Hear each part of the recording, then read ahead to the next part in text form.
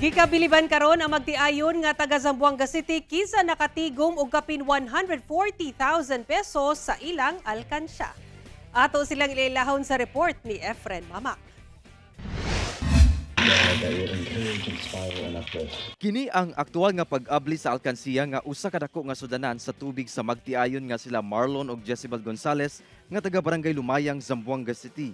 Sulod niini ang ilang tinigom nga mga sinsilyo ug papel nga kwarta sulod sa pipila ka tuig. Wala sila nga magdahom nga miabot na kini sa kapin 140,000 pesos.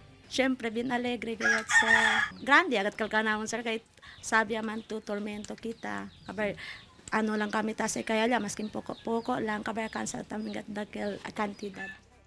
Matud sa magtiayon, gisugdan nila ang pagtigom niadtong nagsugod ang pandemya. Gisulod nila kini sa sudanan sa tubig aron masiguro nga dili gayud kuno kini makuhaan og magasto. Dakong tabang na matud pa kini alang sa ilang tulo ka mga anak nga mga estudyante. Inspirasyon namin dahil gumawa kami ng alkansya ay unang-una dahil sa kahirapan ng buhay. Pangalawa, ginawa namin itong alkansya para sa kinabukasan ng aming mga anak.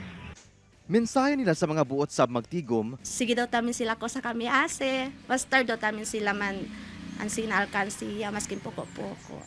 kauban si Sim Romero sa kamera. Ako si Efren Mamak para sa One Mindanao.